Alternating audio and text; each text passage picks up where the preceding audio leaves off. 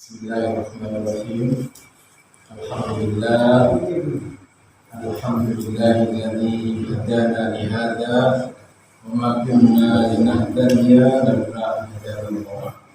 Wassalatu wassalamu ala nabiyyina Muhammadin sallallahu alaihi wa ala alihi wa ashabihi wa dzurriyyatihi wa man tabi'ahum bi ihsanin ila yaumiddin. Sini awalan tabi'an nafsi wa iyyakum bittaqwallahi faqad faza man ittaqa. Allah Ta'ala fi kitabil karim wa asdaqul qawli. A'udzu billahi minasy syaithanir rajim. Ya ayyuhalladzina amanu taqullaha haqqa tuqatih wa la tamutunna illa wa antum muslimun. Bapak Ibu, saudara-saudara sekalian, Baitur Rahman yang dirahmati oleh Allah Subhanahu wa Ta'ala. Baitur Rahman, ya, tempat rahmatnya Allah Subhanahu wa Ta'ala. Ini pertama kali saya ngaji kitab Al-Quran, tafsir Al-Quran. Kalau beberapa hari yang lalu dikaji waktu malamnya sudah. Terus ada kajian maghrib, saya pernah ngaji di sini. Nah, hari ini malam ini saya akan ngaji tentang Al-Quran. Bapak Ibu, alhamdulillah, sebelum bertemu Allah Subhanahu wa Ta'ala, alhamdulillah kita ini sekarang masih diberi kesempatan oleh Allah Subhanahu wa Ta'ala. Mari kita gunakan sebaik-baiknya ya, untuk mengenal wahyunya Allah Subhanahu wa Ta'ala di Al-Quran, di wahyu yang terakhir yang diturunkan oleh Allah Subhanahu wa Ta'ala kepada Nabi terakhir. Siapa? Nabi Muhammad SAW. Wahyu terakhir, Pak. Yang ini adalah kalamullah. Ini yang dimasukkan kalamullah. Itu berarti apa? Kalamnya Allah Subhanahu wa Ta'ala.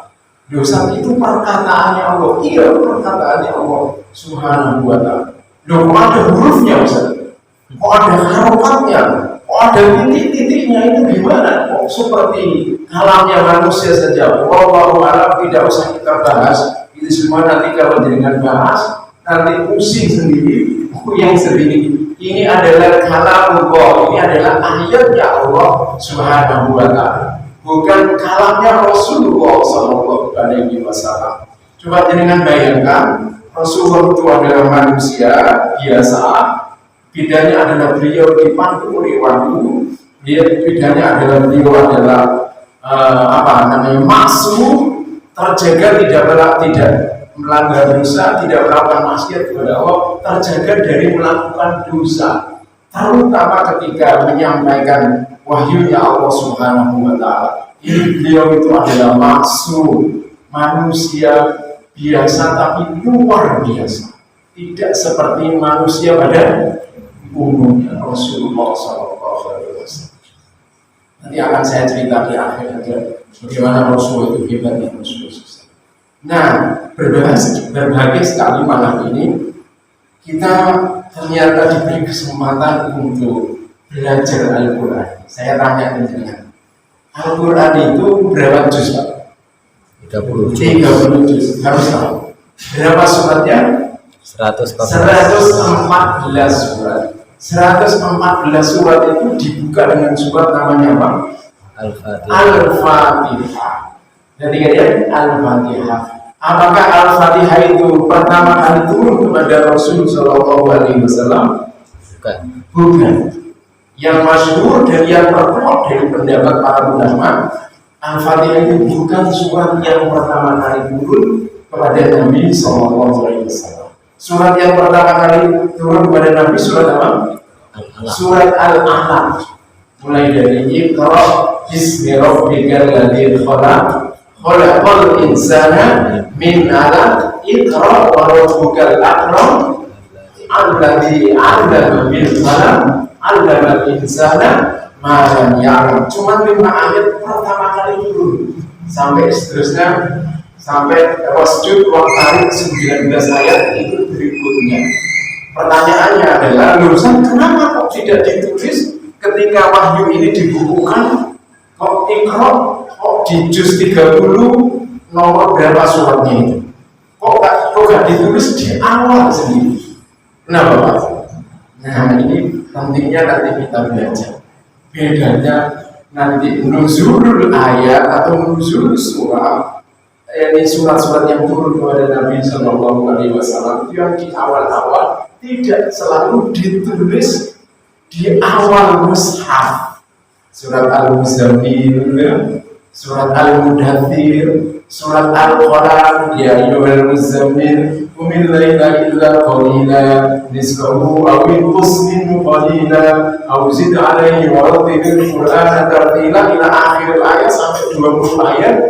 Itu awal-awal turun.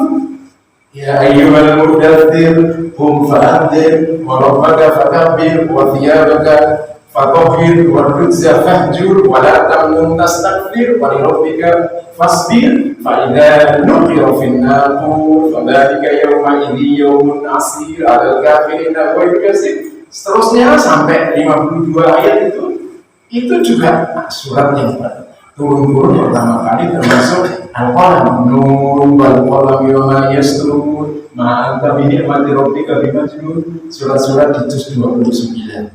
Jamaah sekalian.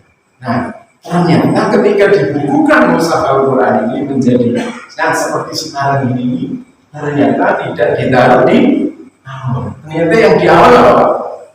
Al-Fatihah. Setelah Al-Fatihah, Al-Baqarah. Setelah Al-Baqarah, Al-Imran. Setelah Al-Imran, An-Nisa. Setelah An-Nisa, Al-Maidah ila akhiri sampai seterusnya. 3 surat yang terakhir dengan harus tahu. Karena malam ini saya akan membahas 1 yang pertama dan 3 yang terakhir. Ya, Al-Fatihah. 3 yang terakhir itu berawalan dengan kul. Yang pertama apa? Kul huwallahu ahad. Allahus samad, lam yalid wa lam yulad wa lam yakul lahu kufuwan ahad. Berapa ayatnya, Pak? 4. Harus apa? Harus tahu. Tadi Al-Fatihah sudah pasti tahu. Al-Fatihah itu tanpa diingat otomatis berapa ayatnya? 7. Baik nanti imam itu membaca dengan Bismillahirrahmanirrahim dikeraskan atau tidak dikeraskan, atau tidak dibaca sama sekali, ini tidak usah diramaikan, boleh dibahas, tapi jangan sampai gontok-gontokan, sampai tidak bisa sholat berjamaah bareng. Saya kalau ngimami di masjid saya sendiri, saya silkan Bismillah saya. Tapi kalau saya sudah tahu masjid ini banyak yang berakhiran Imam Syafi'i, saya agak keraskan sedikit. Kadang-kadang saya keraskan sama seperti itu. Tapi kadang-kadang juga saya tidak baca. Kalau imam sudah kayak seperti ini, saya menjelaskan Bismillahirrahmanirrahim itu menurut Imam Malik, gurunya Imam Syafi'i, itu bukan bagian dari basmalah. Bayangin, gurunya Imam Syafi'i itu akidahnya Imam Malik itu Al-Fatihah itu tidak dimulai dengan Bismillahirrahmanirrahim, tapi dimulai dengan Alhamdulillah. Apakah dibaca sih? Enggak dibaca sama sekali. Karena Bismillah dianggap bukan bagian dari surat Al-Fatihah. Oh gitu Ustaz? Iya, ini semenjak ini. Karena perbedaan ini semenjak ini, guru dan murid.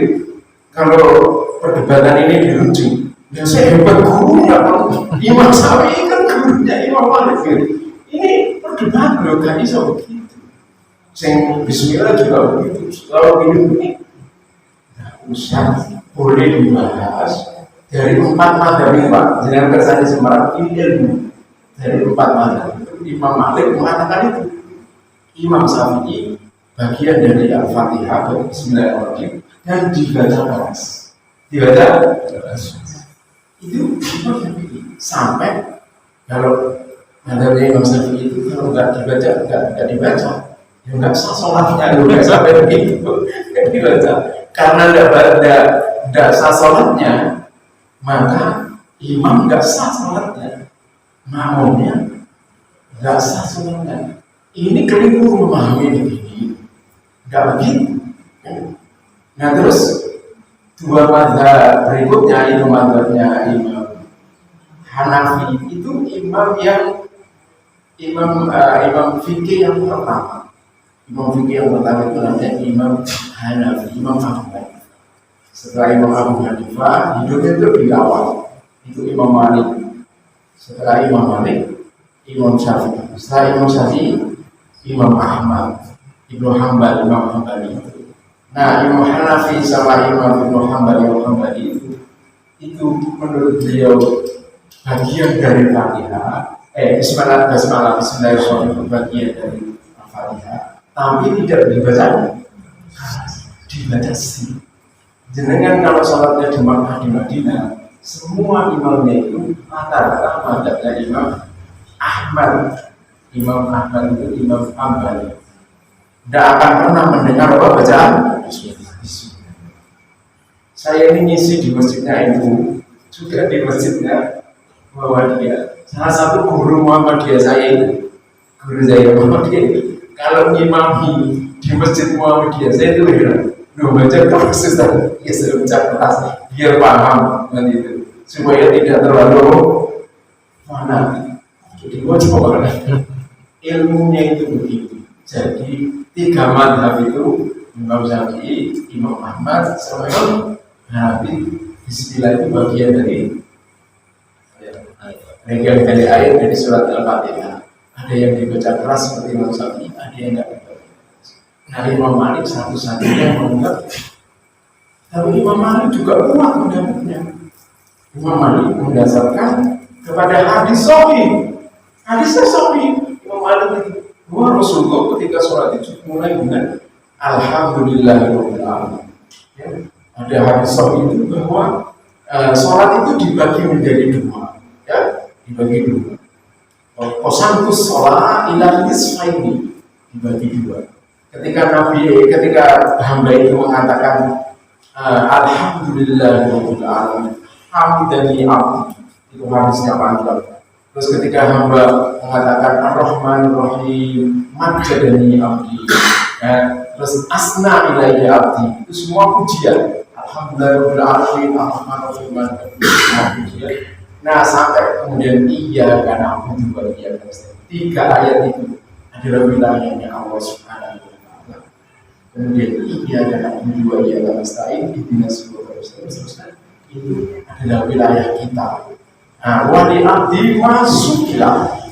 Itu dari hadis yang panjang. Akhir dari hadis itu terserah hamba pun minta apa saja kepada Allah. Makanya kita minta ihdinas siratal mustaqim ya Allah.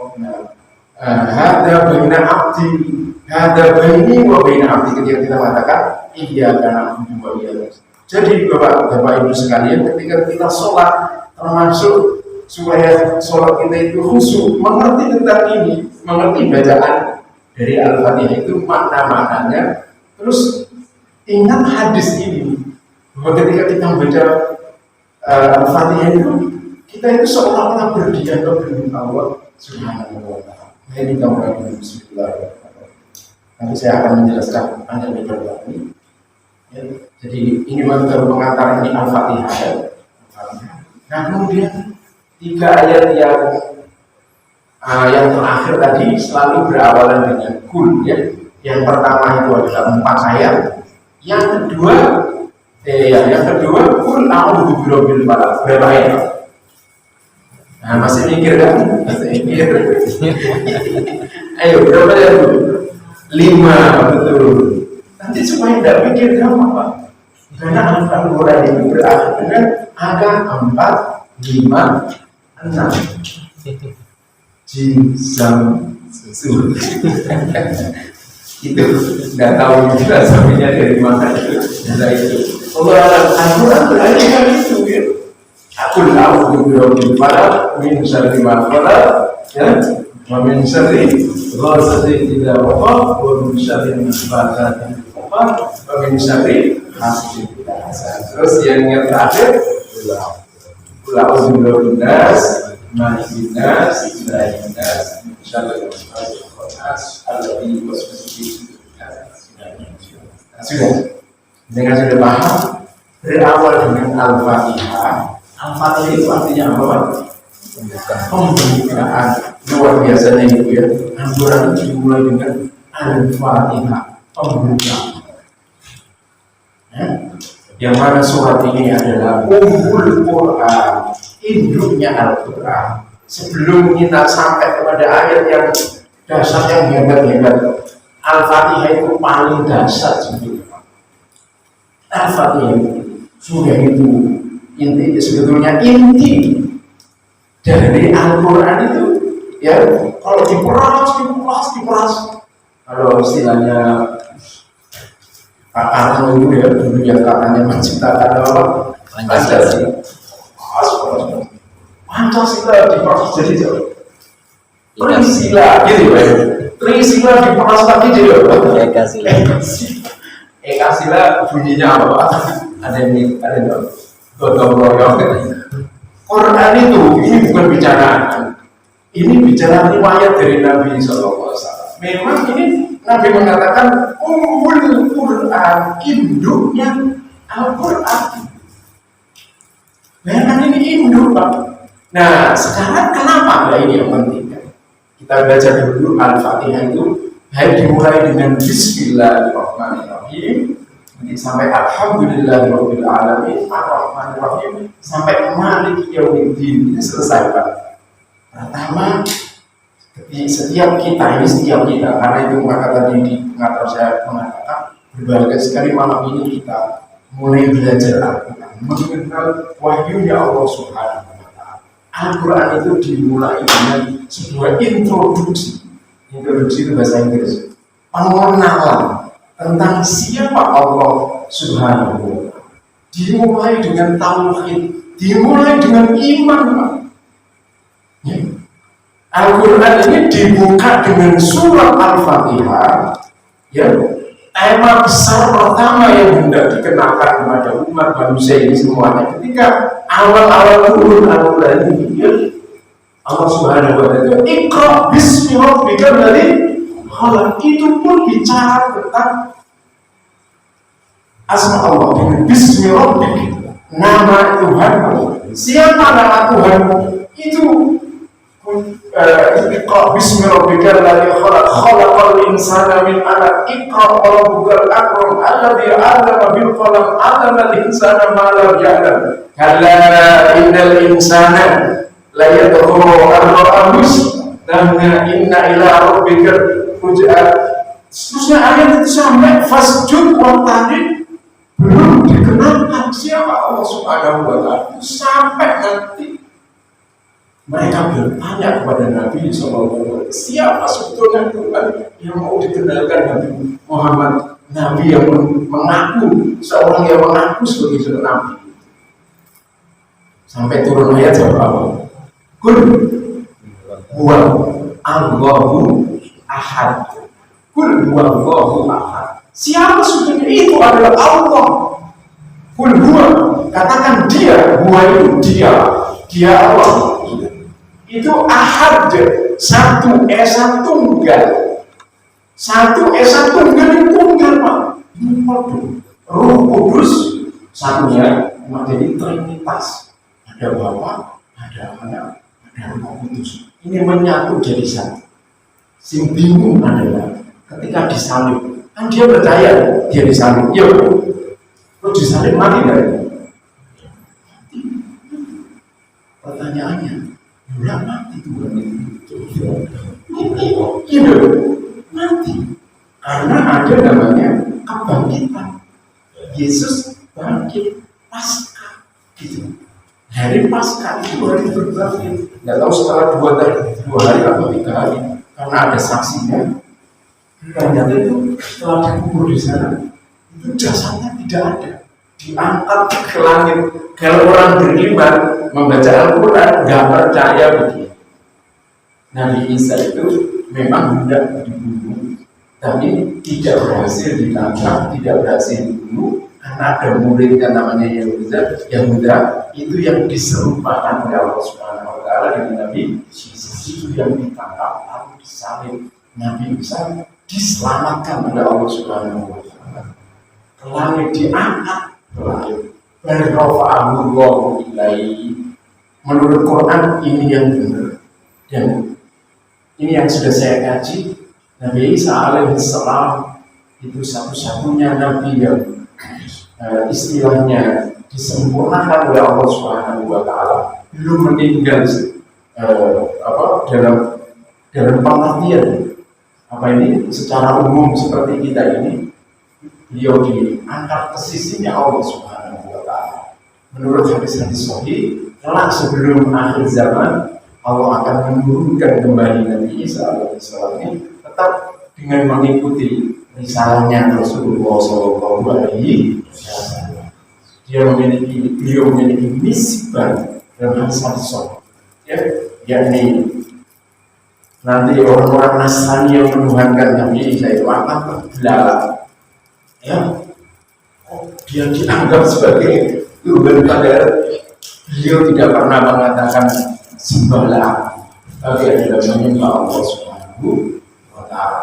Kembali ke surat Al-Fatihah. Jadi Al-Fatihah itu diawali dengan mengenangkan Allah. Bismillahi, dengan nama Allah Subhanahu wa Ta'ala. Ar-Rahman, siapa itu Allah? Ar-Rahman, Ar-Rahim. Nanti di kajian berikutnya kita kaji secara detail. Terus Ar-Rahman Ar-Rahim, terus Bismillahirrahmanirrahim. Alhamdulillahirabbil alamin. Segala puji bagi Allah Subhanahu wa Ta'ala. Jangan harus mulai ngerti Pak, maksudnya dengan apa itu baca itu. Segala puji, alhamdulillah itu bagi Allah Subhanahu wa Ta'ala. Ar-Rahman Ar-Rahim. Diulangi lagi ya. Terus Maliki Yaumiddin, sampai di sini Allah itu adalah pemilik hari kebangkitan, hari pembalasan. Maliki itu penguasa atau pemilik. Nah, perhatikan jemaah sekalian, urutannya itu mengenalkan Allah Subhanahu wa Ta'ala itu siapa, Allah Ar-Rahman Ar-Rahim, sampai dengan Maliki Yaumiddin, sampai selesai. Ini wilayah tauhid kepada Allah Subhanahu wa Ta'ala. Artinya semua orang beriman ini yakin dalam hidupnya ini percaya kepada Allah Subhanahu wa Ta'ala sebagai sumber kehidupan yang menghidupkan semua manusia, bahkan semua makhluk di dunia ini, yang memberi rezeki, yang menghidupkan, yang mematikan, yang mengatur seluruh alam semesta ini, Allah Subhanahu wa Ta'ala. Dan kita semua akan kembali kepada Allah Subhanahu wa Ta'ala. Itu Pak. Al-Fatihah itu Maliki Yaumiddin, semua umat manusia itu akan kembali kepada Allah, pemilik atau penguasa hari pembalasan.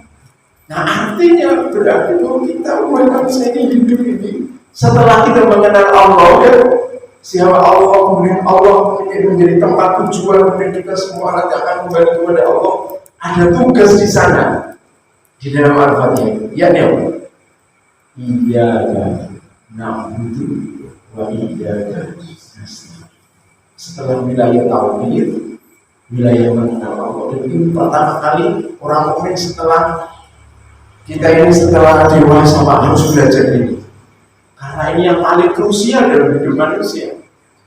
Di surat Muhammad itu Allah mengatakan, "Fa'lam annahu la ilaha illallah."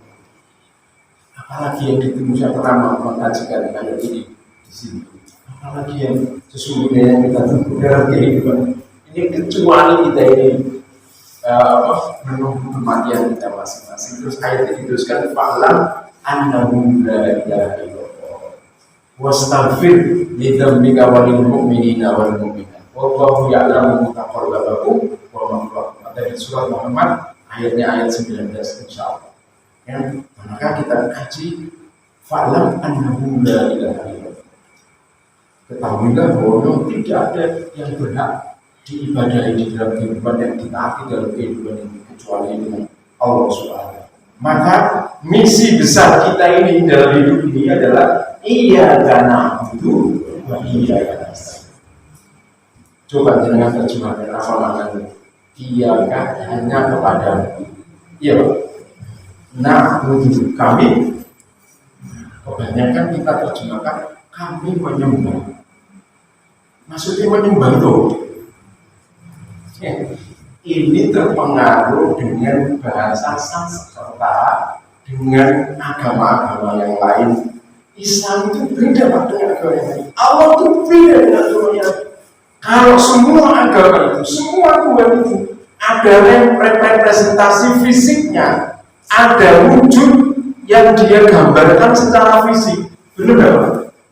Misalnya Hindu, Buddha, orang patung Buddha. Yesus Kristus, ono patungnya, ono salibe, wonge ono gambarnya mudah misalnya. Astagfirullahaladzim, itu salah ya.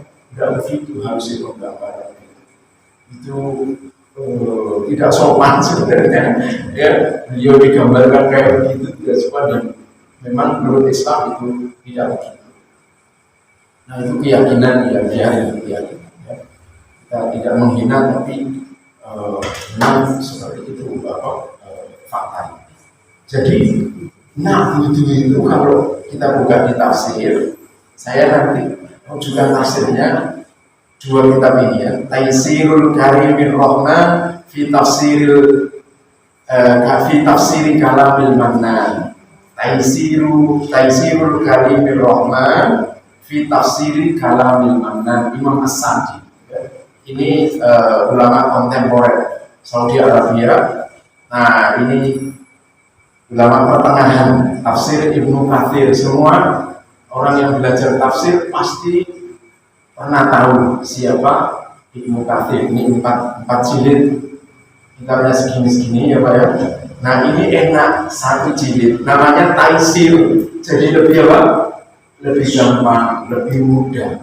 Taisir. Ini satu Al-Quran sudah cukup semuanya. Tapi kalau ini kan nanti bawahnya 4, jadi sesuai nanti surat yang kita baca. Nah, na'budu itu tidak diterjemahkan dengan kita menyembah, tapi kita beribadah kepada Engkau, hanya kepada Allah. Engkau ya Allah, kami beribadah. Abadah ya'budu itu maknanya mengabdi, beribadah.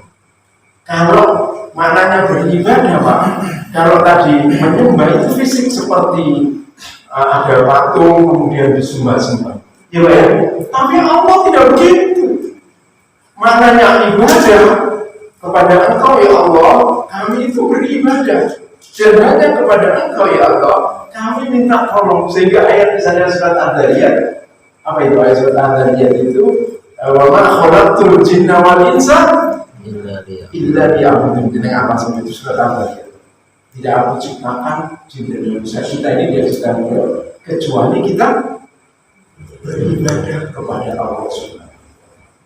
Nah, banyak kaum muslimin di mana-mana, mulai dari dia kecil sampai dia mahasiswa, sekalipun kalau tidak belajar tafsirnya para ulama, penjelasannya para ulama, pancet ya. Hanya kepadamu aku menyembah,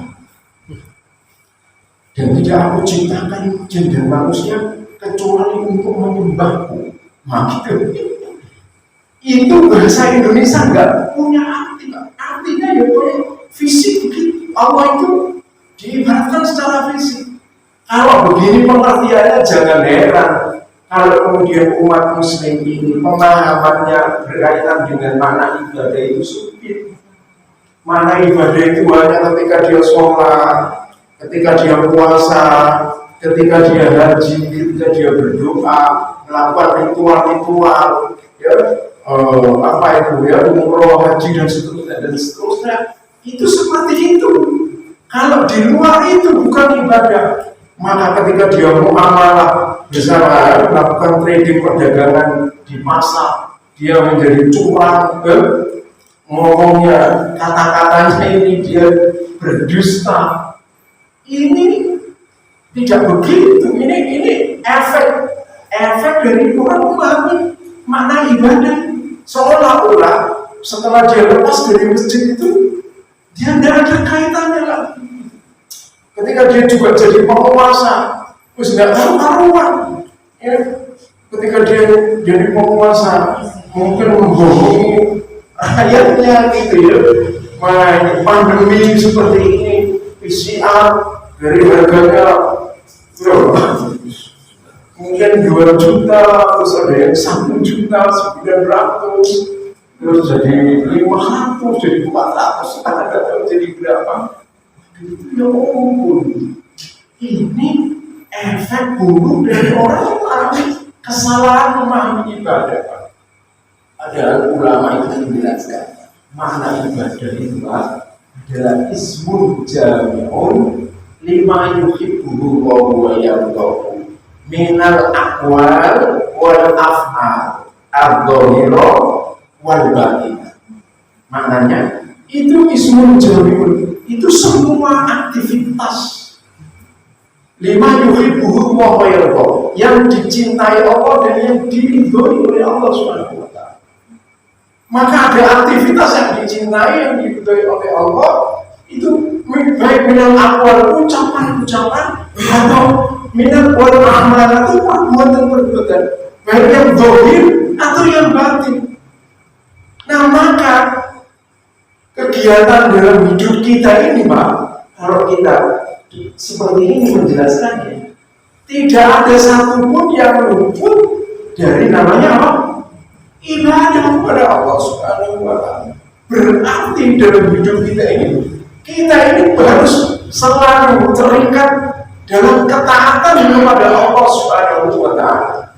Kalau dia di pasar taat, dia jujur, berdagangnya nyontoh Nabi, jujur, dia berdagang secara jujur, bertransaksi secara jujur, karena jujur itu diajarkan oleh Islam, dia terikat dengan itu. Karena kalau dia curang, itu melanggar, dia maksiat. Wailul lil mutaffifin alladzina idza talu 'alan nasi yastawfun wa idza kaluhum aw wazanuhum yukhsirun ala yadhunnu ulaika annahum maghfurun liyawmin. Dia ingat begini, maka dia pasang, dia sadar bahwa dia harus melakukan transaksi yang halal, tidak membohongi pembeli, kemudian dia tidak curang, kemudian tidak melakukan riba, kayak begitu, karena dia sadar ini adalah bagian dari dia ibadah kepada Allah Subhanahu. Kalau tidak begitu, itu bukan ibadah, dia maksiat, Pak. Pekerjaan maksiat itu bukan ibadah. Maka dengan lihat aktivitas kita semua, ketika kita niatkan semuanya dalam rangka ibadah kepada Allah Subhanahu wa ta'ala, hati kita ini selalu tenang dan selalu senang, selalu bahagia. Disinilah letak kebahagiaan Allah itu. Selalu berzikir kepada Allah Subhanahu. Nanti saya ajarin Bapak Ibu ya. Ada doa yang diajarin Nabi SAW supaya meninggalnya selalu dalam kondisi husnul khotimah. Bapak Ibu mesti kepengen meninggalnya dalam kondisi husnul khotimah. Artinya meninggal ya dicatat oleh Allah dalam kondisi iman Islam. Ada doa khusus yang diajarkan. Saya tanya, jangan kalau istighfar, membaca istighfar itu meminta ampun kepada Allah Subhanahu wa Ta'ala, apa yang dibaca itu?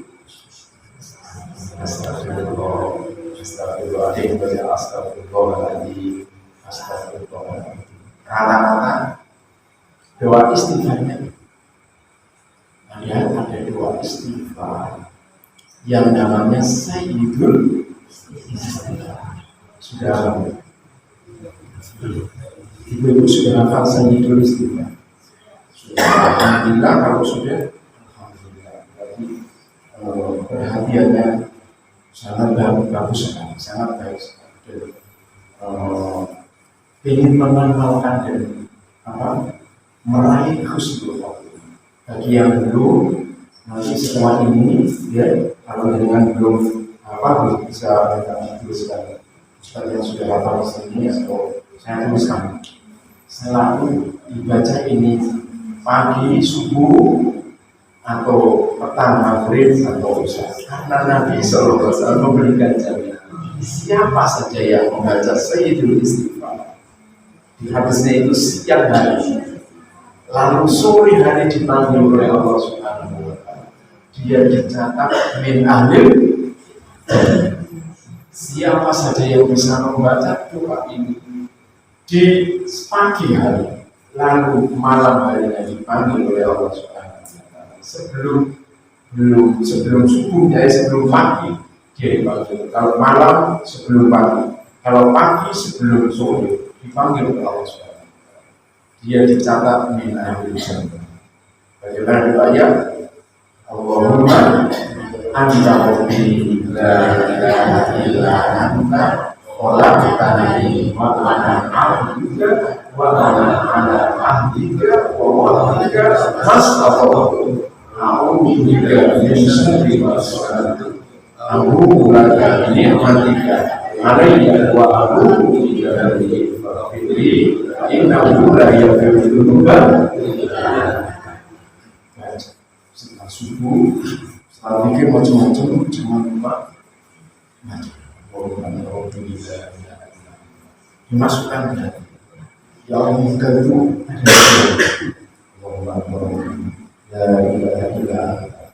tidak ada Tuhan kecuali orang ini engkau telah menciptakan. Wa ana abdika, aku ini hamba. Wa ana ala ahdika wa wa'dika, aku ini ada dalam perjanjianmu dan senantiasa yakin dengan janji. Mastata'tu, semampu aku.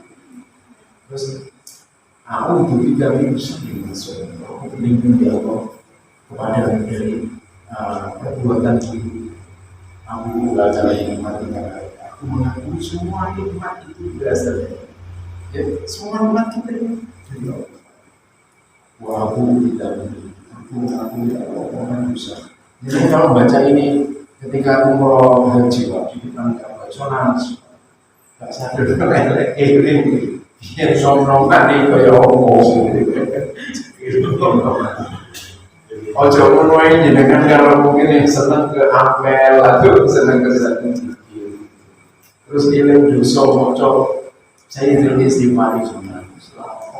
Aku mau untuk ceritain. Nah itu dapat hidayah Pak. Itu berarti ada tergerak hati. Itu luar biasa bisa kita. Itu namanya mengaku dosa. Dan hanya kepada Allah jenengan yang begitu. Gak usah cerita ke yang lain lagi. ojo terus dosanya diumbar, dicerita-cerita aku biar ini nakal. Ada kan orang kayak gitu ya, Pak? Menceritakan aibnya. Allah itu menutup aib jenengan. Ya, kita ini punya aib masing-masing, benar nggak? Kita tutup, Allah itu nutup. Kok malah jenengan cerita aku biar itu kamu? Tukang ngombe, sing tukang medo, aduh, ambil cerita sekarang jadi muadzin, sekarang jadi manul. Saya ini ngisi ngaji beberapa di tempat itu, Pak, sering dapat curhatan kayak begitu.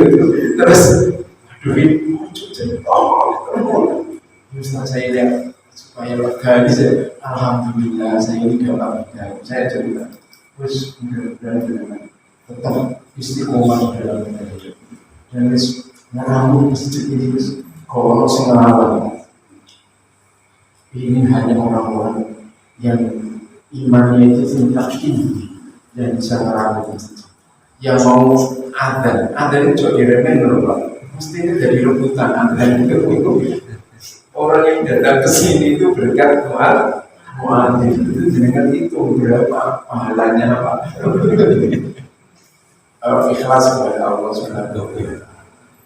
Nah, nanti yang belum hafal segera minta diajar. Ya, Masya Allah. Ya. Jadi tadi kita kembali ke makna ibadah. Jadi jangan dianggap hanya sholat. Kita ini bekerja terikat dengan hukum syariat, itu ibadah. Kalau keluar dari hukum syariat, itu namanya maksiat, dosa. Yang dihasilkan haram. Sekarang anak-anak muda ini ada yang gandrung trading, Pak ini, Pak. Trading di marketplace mungkin banyak ini namanya aplikasinya itu banyak, Pak. Itu ada yang saham, kemudian itu ada yang mata uang falas. Itu riba haram dalam Islam. Tidak boleh. Dalam Islam itu mata uang tidak boleh diperdagangkan. Salah satu rusaknya dunia hari ini adalah orang kafir itu merusak moneter ekonomi kaum muslimin di seluruh dunia ini dirusak. Mereka menciptakan macam-macam konsep ekonomi, di antaranya sistem ekonomi moneter, kemudian ekonomi kapitalis macam-macam. Saya ini jenengan kangen dokter paling hebat, profesor paling hebat. Arab itu negara Eropa sana itu mata uangnya berapa? Euro ini satu, tapi Indonesia kok sampai 18.000, 17.000. Ini apa? Alamat Amerika dolar. Sekarang itu kira-kira berapa? 14. Mau Amerika ini loh, Pak, gowo $1 ditukar lagi ini saya sudah di. Saya tipe sebagai wong Indonesia loh, gitu Mas. Gowo 14.000 oleh $1. Ini mengenaskan siapa yang membuat. Ini riba. Orang kafir, hanya orang kafir yang menciptakan sistem ini. Kalau dalam Islam zamannya dulu Nabi Muhammad SAW, zamannya sahabat Nabi SAW, Abu Bakar, Umar, Utsman, Ali, seterusnya Hasan, seterusnya khilafah sampai khilafah ini hancur. Mata uang dunia itu sama, dinar dan dirham. Wong Indonesia haji rono Pak Mekah rono dinari podo. Dia punya 1 dinar, dinari wong Indonesia karena dia mendapatkan uang dinar itu ditukar dibelikan di Arab sana sama. Ini kalau Islam kayak begini, tidak kemudian dibikin apa? Berbeda-beda begini, termasuk Arab Saudi. Jangan kalau umroh atau haji sebentar lagi akan dibuka. Ke sana jenengan satu real itu harus dibuka dengan 3.800, dulu 3.500 zaman saya haji tahun 2015 ya 3.500, sekarang kira-kira ya segitu 3.600, 3.700. Masya Allah. Ini siapa yang mau bikin?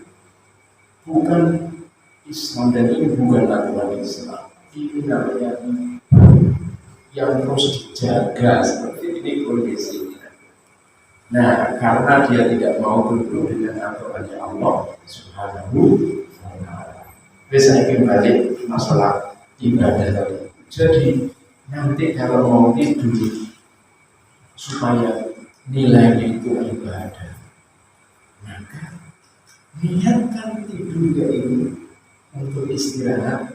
Nanti saya akan bangun jam sekian akan beribadah kepada Allah Subhanahu wa Ta'ala. Lalu ini supaya kuat, lalu jangan lupa berzikir. Selain Bismillahirrahmanirrahim wa akhirun, jangan diajari oleh Nabi SAW. Dan ini adalah ruqyah yang harus kita lakukan.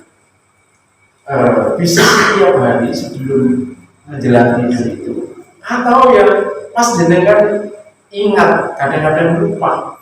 Nabi mengajarkan doa ruqyah ini, tidak selalu mendatangkan mustabus ini untuk di ruqyah. Ruqyah sendiri, perlindungan.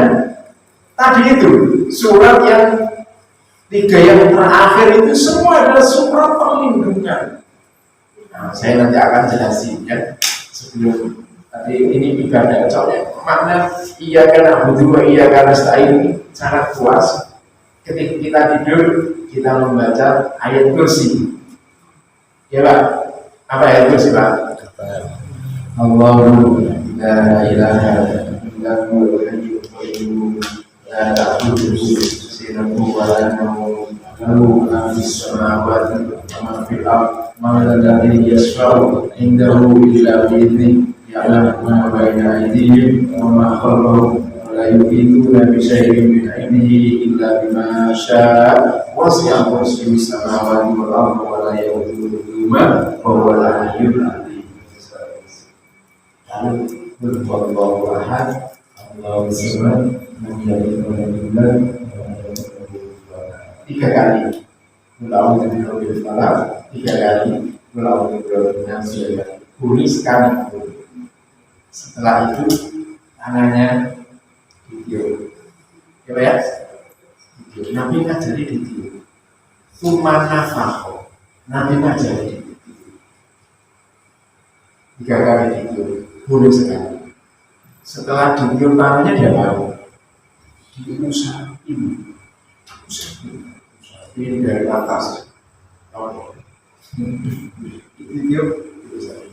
Sebentar ya. Rata semua badannya, rata sampai kakinya, akhir tangan.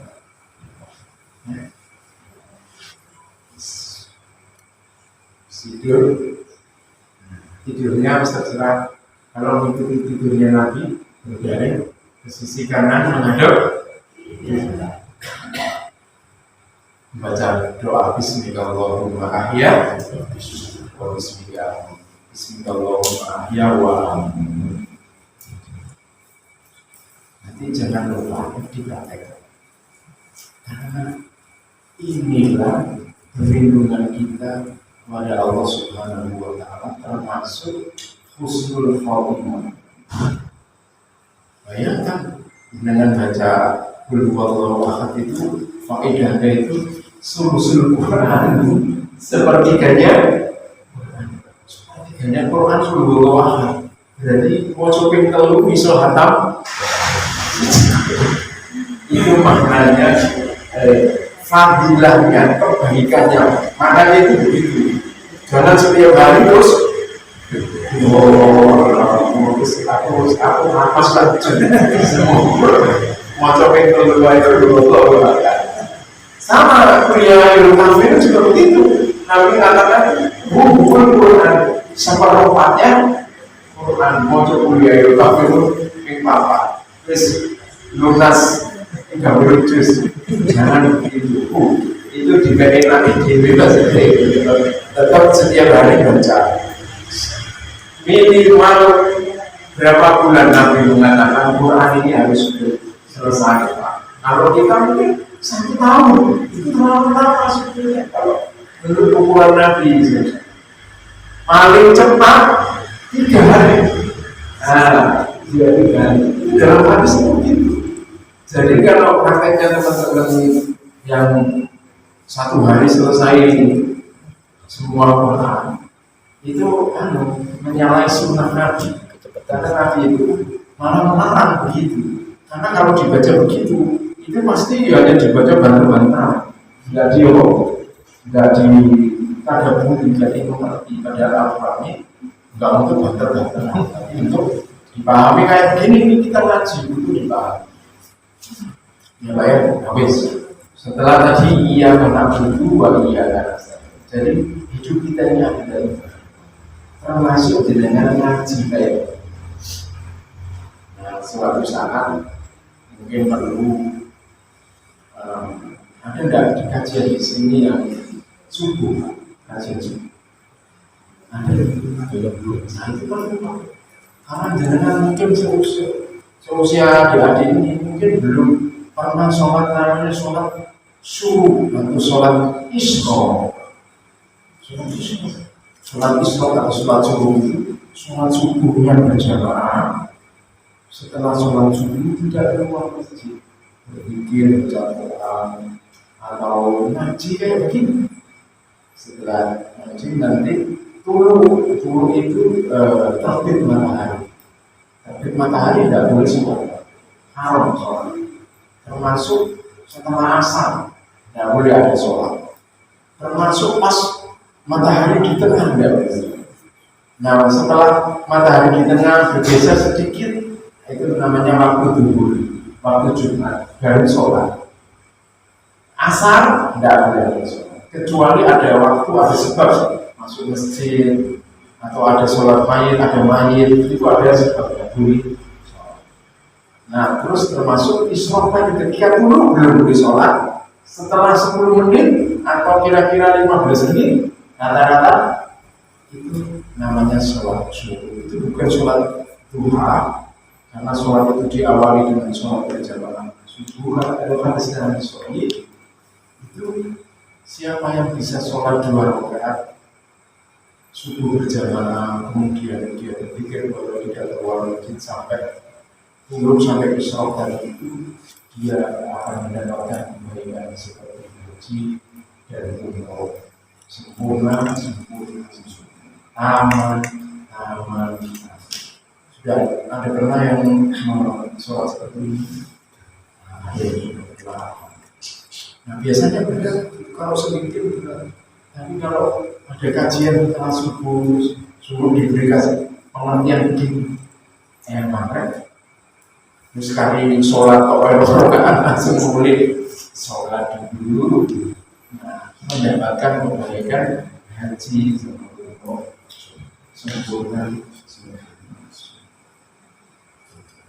Nah ini panitia itu dengan sekali mungkin pas ada momen apa kajiannya langsung diubah ke kajian subuh. Dan jangan bersemangat orang mukmin itu semenjak ini Quran ini Pak, semenjak masa kenabian sampai Rasulullah mengenal 3 waktu Allah yang dia sudah bangun di dalam surat An-Nur disampaikan oleh Allah Subhanahu wa taala. Ya ayyuhalladzina amanu liyasta'dzinkum alladzina malakat aymanukum walladzina lam yablughul huluma minkum thalatha marrat min qabli sholatil fajri wa hina tad'una thiyabakum min adh-dhahirati wa min ba'di sholatil isya. Yang saya tekankan adalah ini ayat ini turun karena Nabi SAW 1400 lebih tahun yang lalu. Sampai hari ini orang umum itu praktekkan, yakni dia sebelum fajar itu sudah bangun, dia sendiri Yang lebih hebat ini, yang diceritakan ayat Quran ini, dia tidak memberi izin kepada budak-budaknya kalau dia punya dulu, sekarang nggak ada perbudakan. Walladzina lam yablugul hulum, anak-anak yang belum dewasa, yang belum balik, anak-anak yang belum ngerti, anak-anak kita itu masih SD, belum balik, itu sudah dibangun, tidak boleh masuk kepada wilayah privatnya ayah ibunya. Maksudnya masuk ke kamar, tidak boleh, harus minta izin, harus ketok-ketok izin ayah ibu. Kenapa? Karena ini adalah waktu Allah. Mungkin ayah ibunya pas ngapain gitu ya, atau pas ayahnya lagi ganti baju, atau ibunya lagi itu waktu Allah. Kita sudah membiasakan bangun subuh anaknya sekarang itu semenjak dulu Quran di surat Al-Mulk. Maknanya berarti orang beriman itu harus punya kebiasaan ini. Makanya Quran diturun pada Nabi Shallallahu Alaihi Wasallam setelah Iqra bismi rabbikal ladzi khalaq itu, ya ayyuhal mudaththir, ya ayyuhal muzammil, maknanya supaya bangkit wahai yang berselimut. Benar enggak? Dua ayat itu, ya ayyuhal muzammil, ya ayyuhal mudaththir, wahai yang berselimut, itu Rasul sallallahu alaihi wasallam. Maknanya Nabi ini disuruh bangkit oleh Allah Subhanahu wa ta'ala. Ya ayyuhal muzammil, qumil laila illa qalilan. Benar? Ya ayyuhal mudaththir, qum fa'anzir. Wahai yang berselimut, bangunlah, bangkitlah, beri peringatan. Al-mudaththir, al-muzammil itu. Ya ayyuhal muzammil, qumil laila illa qalilan, nisfahu aw inqus minhu qalilan. Nah sekarang hari ini kalau kondisi ini masih tertidur, ya, ayo kita bangkit. Nah, kebangkitan yang benar adalah dengan hal. Misalnya kita jelasin iya karena dulu, iya karena stain, nanti panjang lebar. Nah intinya seluruh kehidupan kita ini adalah dalam rangka ibadah kepada Allah Subhanahu wa ta'ala. Semua nafas dengan orang yang sedang kerja, nanti berhubungan dengan istri, kita itu memberi nafkah lahir batin kepada istri, itu ibadah. Subhanallah. Jadi kita berhubungan yang sudah punya istri, suami sama punya istri, itu ibadah kepada Allah. Jadi ada ibadah itu yang enak dari Allah. Kalau kan ibadah rata-rata nggak enak, orang panjang ibadah terus menikah. Jadi bayangkan kalau jenengan itu mampu, yang laki-laki mampu punya uang banyak, ini itu nggak lama kan, terus bisa menikah dengan dua laki-laki, tetapi adalah kebaikan jenengan, sekalipun jenengan punya mampu menambah banyak, tapi tetap hanya menginginkan istri satu, itu laki-laki yang berdosa, dan itu adalah pilihan dengan semua saya. Nah, ada waktu kira-kira 15 menit ya. Ini waktu kita gunakan dengan untuk tanya jawab. Jadi ini masih introduksi, masih pengenalan ya. Al-Quran kita baru mengenalkan sampai dengan iya karena aku dan iya karena saya dulu. Ini siratal mustaqim sampai siratal ladzina an'amta 'alaihim ghairil maghdubi 'alaihim waladdallin. Nah, jadi supaya lengkap Bapak sekalian, Al-Fatihah setelah kita berdoa, setelah kita menyatakan kepada Allah bahwa hidup saya ini adalah untuk beribadah kepada Allah SWT. Sebelumnya kan kita sudah menyatakan Pak, di istilah itu inna sholati gitu. Inna sholati wa nusuki wa mahyaya wa mamati. Ini jelas menggambarkan iya kan. Karena itu kita minta, ya Allah tetapkan aku ke dalam jalan yang lurus ini, jalan Islam Pak ini, jalan Islam, jalannya para nabi, jalannya para utusan, orang-orang solid sebelum kita, bukan jalannya orang-orang Yahudi. Itu jalan hidupnya orang Yahudi, juga bukan jalannya orang-orang Nasrani, jalannya orang Nasrani. Nah nanti kalau kita jelaskan, oh ini macam itu. Tadi yang saya sampaikan tadi itu, ekonomi kita ini Pak, kita ini dipaksa untuk hidup di dalam sistem jalannya orang Yahudi dan orang hanya orang Yahudi dan Nasrani yang membuat sistem kehidupan yang seperti itu. Nah kita tidak ridho seperti itu.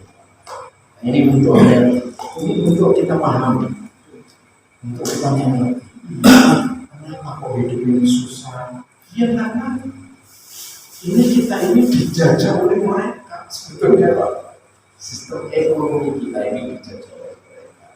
Dulu makan Noah itu sangat getol untuk melawan neokapitalisme.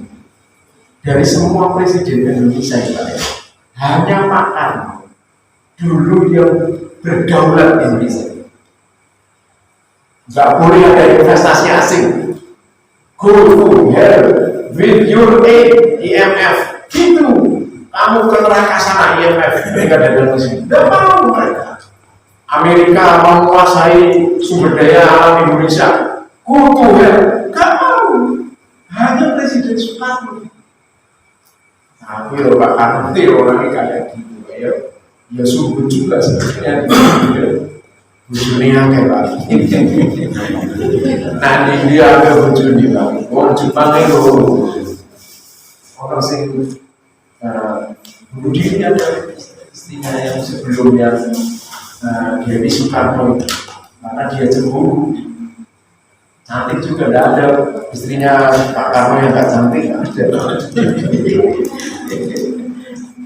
Nah, tapi dia sungguh. Dia melawan, dan mau Indonesia harus berdiri sendiri. Tapi ya itu Pak, konsekuensinya kemudian dia ditanggung. Ya, dia itu valid informasinya. Bagaimana negara-negara Barat kemudian beralih tidak mendukung Soekarno, dibuat sebuah gerakan ya sampai ke dalam misi Amerika itu di sana.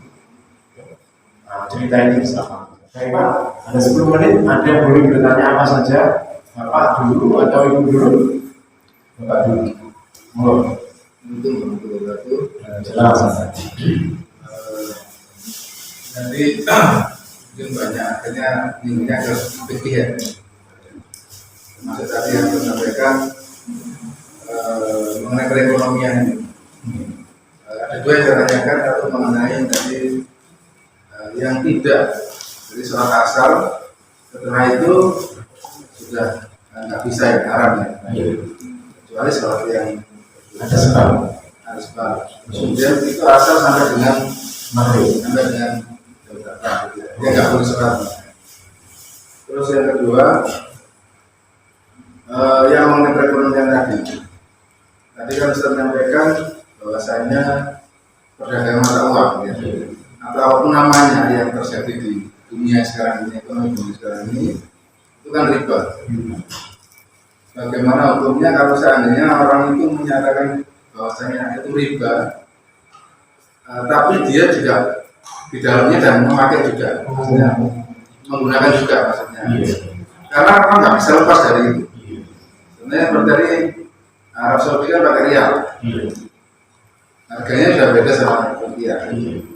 Tapi kita sendiri bilang itu riba, terus kita pakai juga hal yang sama maksudnya di sana. Nah itu kalau kita sudah mengambil satu hukum bahwasanya itu riba, kemudian kita pakai, ternyata kita pakai juga, nah, itu bagaimana hukum? Terima kasih. Pertanyaannya bagus sekali Mas. Mas Romi. Pertanyaan bagus. Satu tentang waktu yang diharamkan untuk sholat. Ada waktu-waktu yang memang diharamkan untuk sholat. namanya al-muharramah ya. Jadi waktu yang haram satu, kita mulai dari waktu setelah subuh dulu ya. Jadi waktu setelah subuh sampai dengan suruh atau tulu. Jadi setelah subuh itu tidak ada sholat pagi dan subuh, itu tidak boleh, haram. Haram artinya berarti itu tidak ada contoh dari Nabi dan tidak boleh orang sholat setelah subuh. Kecuali ada sebab. Ada sebab itu dia masuk masjid dengan sholat tahiyat atau masjid. Kemudian ada jenazah disolati setelah subuh. Ini ada sebab untuk melaksanakan sholat itu. Yang kedua, pas apa itu namanya? Matahari puasa tengah, pas di tengah. Jadi matahari pas di tengah. Di tengah itu, di tengah-tengah kita itu tidak untuk sholat sampai dia bergeser. Nah setelah bergeser ini namanya waktu zuhur, maka boleh kita melaksanakan 2 qobliyah zuhur atau 4 qobliyah zuhur. Itu sholat sunnah muakkad. Zuhurnya 2 atau 4 boleh, bagiannya juga muakkad. Maka ada 12 atau 10 rakaat yang muakkad. Kita mulai sholat muakkad supaya dengan paham. Subuh tadi ada muakkadnya apa? Qobliyah atau qobliyah fajar. Bagian tidak boleh sholat. Terus zuhur ada qobliyahnya 2 atau 4. Kalau qobliyahnya 4 nanti jadi 12. Kalau qobliyahnya 2 jadi 10. Ya. Zuhur qobliyah sama bagian. Asal tidak ada qobliyah, tidak ada bagian, tidak boleh bagian, tapi ada qobliyah tapi tidak muakkad. Artinya boleh dilakukan tapi tidak muakkad. Setelah asar malah haram, tidak boleh dilakukan. Apa ya? Oke, jadi itu yang ketiga waktu yang diharamkan. Kemudian setelah asar apa tadi? Jadi setelah subuh terus waktu pas tengah matahari, oke. Kemudian tadi ada 4. Satunya setelah subuh, terus yang keduanya pas matahari terbit turun namanya. Terus yang ketiganya pas matahari di tengah, kemudian keempatnya setelah sudah diketahui untuk sholat waktu yang diharamkan. Terus tadi waktu yang sholat yang muakkad tadi, asar ada, maghrib ada. Maghrib qobliyah atau bagian yang muakkad, tapi maghrib boleh juga melakukan qobliyah tapi tidak muakkad. Maghrib terus isya boleh qobliyah tapi tidak muakkad. Yang muakkad adalah apa? Bagian. Jadi kalau muakkad Pak, itu jangan ditinggalkan dalam sehari 10 atau 12. Terus subuh itu yang muakkad adalah qobliyah subuh. Sudah ya Pak, itu jawabannya waktu. Terus masalah ribanya mata uang. Nah, al-aslu itu yang menjadikan riba itu adalah diperdagangkan dalam valuta asing. Jadi begini, kalau sekarang dolar itu sekarang berapa? Katakanlah 13 atau 14 ribu. Saya dengan punya uang 100 juta dengan beli dolar. Riba mata uang dolar. Kemudian itu ada aplikasi di internet, di dunia apa itu namanya falasi. Nanti pergerakannya dolar ini kecenderungannya naik, dengan belum mau lepas sampai nanti jumlahnya 14.500 karena dengan ingin marginnya itu, untungnya itu 500 rupiah. Kan peng 100 juta ya, mau itu dari itu dalam semalam profitnya bisa untung katakanlah 2 juta bahkan sampai 5 juta. Ini haram. Ini haram. Tidak hanya dolar, tapi seluruh mata uang dunia. Kemudian ada pasar namanya pasar falas, yang semua mata uang diperdagangkan. Ini yang diharapkan oleh Islam. Nah, sementara kalau tadi mata uang yang berbeda-beda, ini al-asli, ini bid'ah, ini menyalahi sunnah Nabi Shallallahu Alaihi Wasallam. Ustaz yang saya amati itu jarang mengatakan ini mata uang bid'ah. Betul, ini mata uang yang tidak pernah dicontohkan Nabi Shallallahu Alaihi Wasallam. Bahwa ini adalah bid'ah sayyi'ah dolalah. Kalau orang Muslim ridho dengan seperti ini konsekuensinya ketemu Allah Subhanahu Wa Taala. Paling tidak kita ini, saya tadi Mas Roni, ini memang kondisi kita ini terpaksa karena orang-orang kafir mengendalikan seluruh negeri kaum muslimin dari ini, Pak. Karena mata uang dunia ini ya Pak memang dikendalikan oleh sebuah perbankan. Itu suatu saat saya harus membahas ini secara lebih detail. Perbankan Indonesia BI, ya itu kan terhubung dengan perbankan dunia. Di mana itu Pak? World Bank di New York sana, ya mungkin Federal Reserve di Amerika sana, di New York sana. Jadi semua mata uang dunia terhubung. Nah, tidak boleh ada mata uang namanya dinar dan dirham yang distandarkan dengan emas, karena standar emas dan perak ini sudah disikat sama mereka, tidak boleh ada. Dulu Pak Anwar menentang habis konsep ini. Semua mata uang oke, boleh Indonesia menggunakan rupiah, tetapi harus di backup dengan emas. Dulu zaman Pak Anwar masih begitu.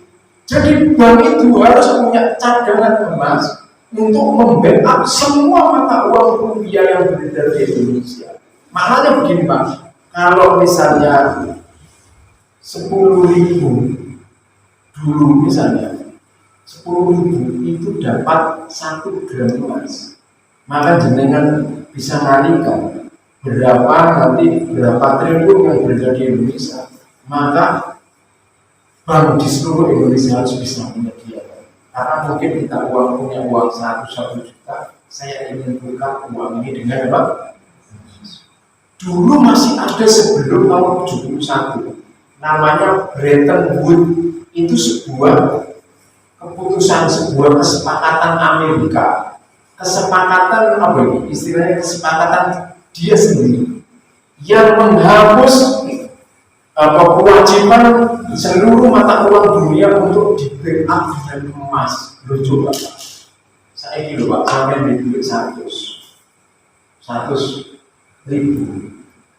Kalau terjadi resesi dunia ini nggak ada artinya. 100.000 apa ini? Kertas. Ini ada artinya. Dalam Islam, mata uang itu punya nilai intrinsik. Kenapa dinar, kenapa dirham? Itu punya nilai. Emas itu punya nilai. Nah, jadi Mas Roni, memang yang haram itu tadi perdagangan. Perkara menggunakannya ini perkara yang karena memang kondisinya kita ini memang sudah seperti ini. Ya, bagaimana lagi yang terpaksa? Ya, itu tadi bentuknya kalau naik Ya, Karena seorang yang sudah mengimani itu riba. Tapi sekarang satu keterpaksaan apapun ya, terus kemudian dia juga ikut menggunakan itu juga. Nah itu hukumnya apa? Ya, Padahal sebetulnya di ulama kan ada istilah ya, mengenai itu bisa riba, bisa juga. Nah, kalau seandainya seseorang itu mengambil satu hukum yang dia yakini, yang dia iman itu apa namanya, itu riba, terus kemudian dia menggunakannya juga, itu hukumnya bagaimana? jadi tadi itu Mas Roni yang saya sampaikan, perkara hukum riba itu perkara perdagangan melakukan trading. Nah, perkara menggunakan ini, memang persoalannya persoalan berbeda karena memang kondisinya kayak sekarang ini. Kalau dulu di zaman Islam itu dipakai dinar dan dirham.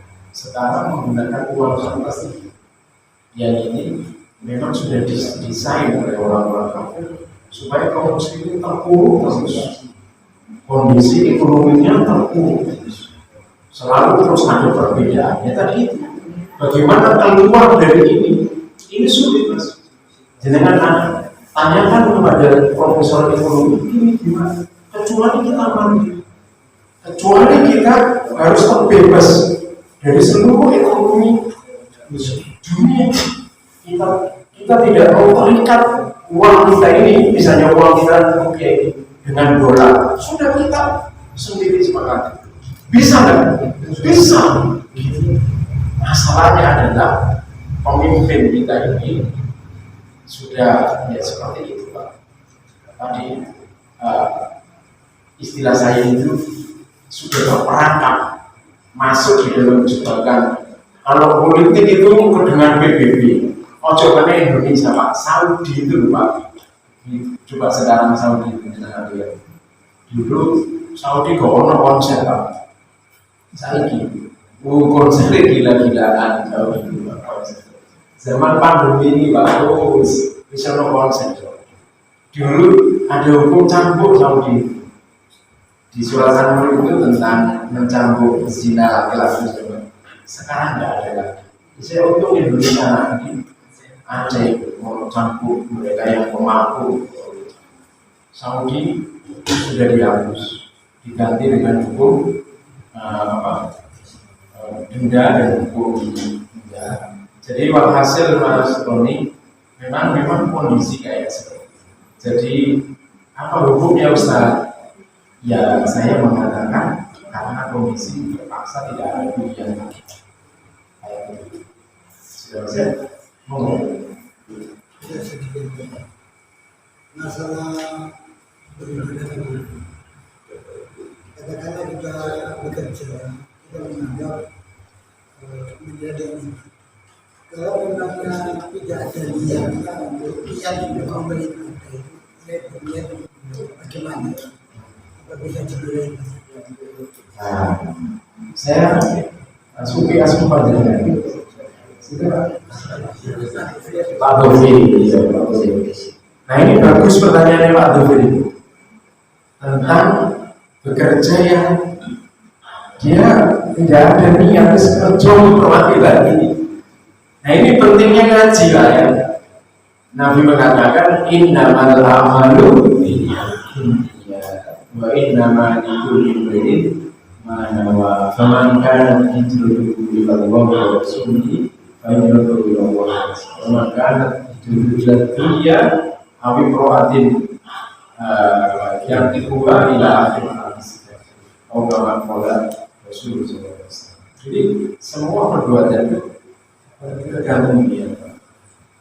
Kita di sini niatnya telah bulan ini, insya Allah akan dibalas oleh Allah Subhanahu wa Ta'ala.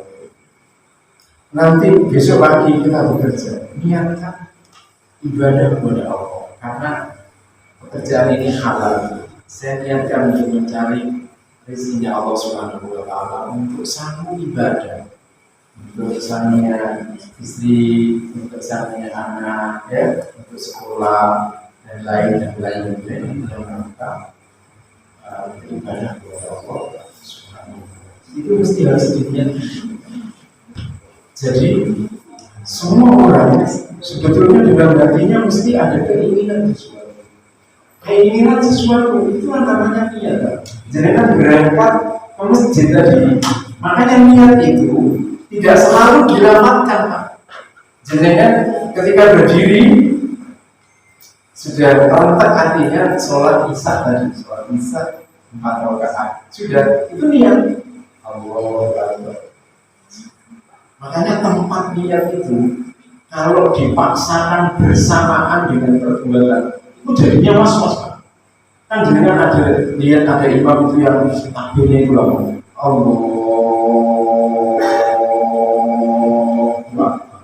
itu mana salah nggak boleh terlalu panjang umatnya itulah azan itu jadinya bukan takbiratul ihram. Makanya supaya tidak was-was sudah boleh dilakukan menurut madhabnya Imam Syafi'i, Imam Nawawi, Imam Rafi'i itu dibantu dengan usul itu, saya dalam hati atau di lisan, tapi jangan terlalu keras-keras. Sudah usul, bisa mengganggu, membuat jadi was-was bisa. Oh, mana jadi imam itu sama usul bisa. Wudu yang mana? Orang itu Pak, wudu jebar-jeburnya pola itu lampau itu no itu sampai mana ketemu ngono itu obatnya kuasa sih sampai di rumah insya Allah karena itu setan itu setan khinzib namanya kalau Nabi termasuk kalau niat sholat itu setan ini rusuh. Jangan sudah kerentak sholat isya 4 rakaat karena Allah dalam hati itu masih namanya niat. Ya Allah boleh sebelum sholat itu dilafalkan supaya hatinya memandang menghadap Allah. Tapi ada juga yang mengatakan ini bid'ah. Ini terlalu ekstrim menurut saya itu kalau mendapat bid'ah karena semua bid'ah itu menurut Nabi kullu bid'atin apa? Dolar wa kullu dolaratin bid'ah. Maka menurut saya pendapat yang mengatakan untuk usuliyah masuk neraka terlalu ekstrim sampai kemudian salaman setelah sholat ini bid'ah terlalu ekstrim. Boleh aku kalau misalnya setelah sholat buka HP kan jadinya wah itu semua bid'ah. Masuk gara-gara buka HP mari sholat kan tidak begitu penjelasannya Pak. Masalah bid'ah ini persoalan yang serius, jadi jangan semua dicampur jangan menjadi bid'ah. Jadi kita hati-hati. Saya seperti itu kan ya, masalah bid'ah ini masalah ibadah kepada Allah Subhanahu wa Ta'ala yang sudah ada tata caranya, ya, ada tata caranya yang dibahas oleh para ulama. Misalnya Imam Syafi'i itu secara detail menjelaskan bagaimana penjelasannya. Jadi sampai dengan masalah dengan istri itu kita bergaul, ya, ini kan senang Pak, ini kan tadi ibadah ya apa? Menyenangkan kita senang, istri juga senang mendapatkan penikmat itu dalam rangka menyalurkan syahwat yang halal gitu Pak. Ini perkara yang halal dimulai oleh Allah Subhanahu wa Ta'ala seperti itu. Juga ketika memandang wanita dengan memandang di YouTube itu ayu-ayu itu memandang istrinya, ngomong pakaian sih, sebab ini mata yang berat. Kalau maksiat terus Pak, nggak bisa khusus soalnya itu sudah pasti, nggak bisa. Itu gimana? Ibu-ibu ada yang bertanya? Ada masih agak Pak. Saya meneruskan yang Pak Roli tadi. Setelah sholat asar dan sholat subuh ada sholat lagi. Umpamanya kita mengkota, mengkodok. Ya. Boleh. Nah, yang kedua, nah, ini pengalaman saya dulu pernah mendapat infak dari Singapura. Itu berupa dolar Singapura. Setelah saya serahkan ke panitia, kan pembangunan musola. Itu kalau itu kok bentuknya dolar Singapura. Hanya saya tukar. Ya. Itu gimana? Nah, tukar menukar itu berbeda dengan trading. Jadi itu istilahnya beda. Tijaro itu trading dengan tukar menukar. Nah, kalau hukum tukar menukar ini boleh. Sedangkan tadi itu bukan riba kalau tukar menukar. Jadi membawa uang Indonesia karena di Saudi itu atau di mana sebuah negara tidak bisa berlaku hukum ini, saya punya ini, kita tukar bersama itu. Kita tidak ada urusannya dengan ribanya, yaitu kita punya uang yang sebetulnya ini uang bid'ah. Ya sudah, bagaimana mereka, aturan mereka sudah kita serahkan mereka, termasuk dengan yang punya tadi apa? Dolar Singapura itu aja berbahan jadi uang itu tidak ada masalah. Hukum tukar menukar itu mubah di dalam hukum syariat. Itu perdagangan biasa tukar menukar seperti barter. Ya. Nah, seperti barter itu mubah di dalam syariat dan ada kesepakatan yang mereka bikin sendiri. Saya misalnya punya dulu Indonesia pernah membarter kapal gitu ya. Zamannya Presiden Soekarno, kapalnya jadi mati terkano. Terus produksi Indonesia apa waktu itu, kedelai apa jadi itu bukan permukaan, itu dibolehkan di dalam Islam. Nanti sama dengan jadi kalau di dalam negeri Islam yang menggunakan dinar berbulan, kalau dinar dan dirham nanti tidak ada kaitannya dengan Amerika, tidak ada kaitannya dengan World Bank Bank Dunia. Sudah mandiri. Pak Karno dulu pernah ingin mandiri menciptakan sistem ekonomi. Hebat, itu hebat itu. Tapi disikat tetap itu, ya. Nah, kehebatan dia memperjuangkan mata uang. Oke, nggak apa-apa mata uang itu, tapi harus di backup oleh emas. Mungkin jenengan nggak pernah zaman bahasa saya masih pernah mata uang di backup dengan emas. Karena rata-rata kita tahun 60-an, tahun 70-an sudah di seluruh dunia mata uang nggak ada di backup dengan emas. Padahal harusnya harus.